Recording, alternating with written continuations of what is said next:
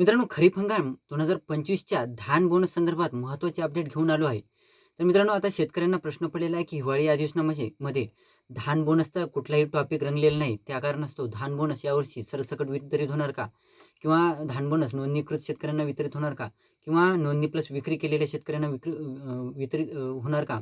तर अशा अनेक प्रश्नांची उत्तरे आपण आजच्या व्हिडिओमध्ये क्लिअर करण्याचा प्रयत्न करणार आहोत. तत्पूर्वी जर चॅनलवर नवीन असेल तर चॅनलला सबस्क्राईब करा आणि समोरील जे बेल आयकॉन बटन आहे ते दाबायला विसरू नका.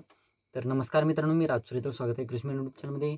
मित्रांनो, एकंदरीत बघायचं झालं तर यावर्षी हिवाळी अधिवेशनामध्ये कुठलाही टॉपिक रंगला नाही. धान बोनसचा कुणीही चर्चा केली नाही वगैरे. त्यात मित्रांनो, शेतकऱ्यांना प्रश्न पडलेले की बाबा मला धान बोनस वितरित होईल की नाही, वितरित होईल तर हेक्टरी किती रुपयाच्या मर्यादेमध्ये वितरित होईल. मला वाटतं 2400 काहीतरी 2300-2400 रुपये काहीतरी धानाला भाव लागलेला आहे. तर या कारणास्तव मित्रांनो, आता शेतकऱ्यांना वाटत आहे की धान बोनस यावर्षी 20,000 रुपये हेक्टरी मिळणार की नाही, किंवा 2 हेक्टरच्या मर्यादेत मिळणार की नाही. तर सर्वात महत्त्वाचा प्रश्न म्हणजे जे हिवाळी अधिवेशनामध्ये जे टॉपिक रंगलेलं नाही, तर ते टॉपिक आता जे लोकप्रतिनिधींच्या माध्यमातून आता हे जे धान बोनसचा जे टॉपिक आहे तो रंगवण्यात येणार आहे. आणि त्या अंतर्गत धान बोनस हा लोकप्रतिनिधींच्या माध्यमातून मागणी करण्यात येत आहे की यावर्षी धान बोनस द्या म्हणून.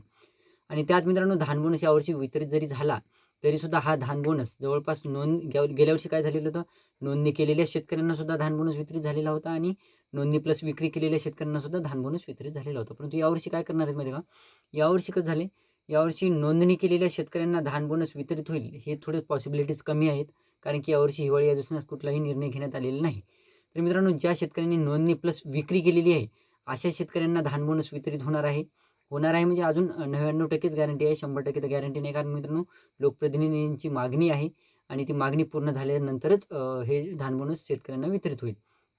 परंतु एक गोष्ट लक्षात ठेवा की सध्याच्या निर्णयानुसार जी धान बोनसची जी रक्कम आहे ती शेतकऱ्यांना फक्त ज्या शेतकऱ्यांनी नोंदणी प्लस विक्री केलेली आहे अशा शेतकऱ्यांना वितरित करण्याचा निर्णय आहे.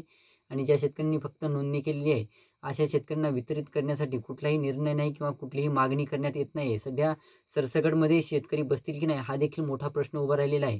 परंतु लोकप्रतिनिधींच्या माध्यमातून जी मागणी करण्यात आलेली आहे ती मागणी आता सरसकट असो की विक्री प्लस नोंदणी असो, तर अशा शेतकऱ्यांसाठी सुद्धा असणार आहे.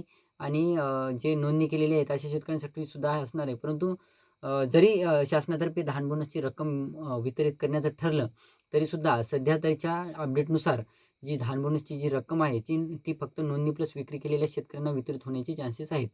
तर ही होती छोटीशी माहिती मित्रांनो. ही छोटीशी माहिती आपल्याकडे आलेली होती. तर व्हिडिओ आवडला असेल तर लाईक करा. जास्तीत जास्त शेतकऱ्यांना माहिती देण्याचा प्रयत्न करा. आणि तुम्हाला जर व्हिडिओ आवडला असेल तर जास्तीत जास्त शेतकऱ्यांना शेअर करा. धन्यवाद.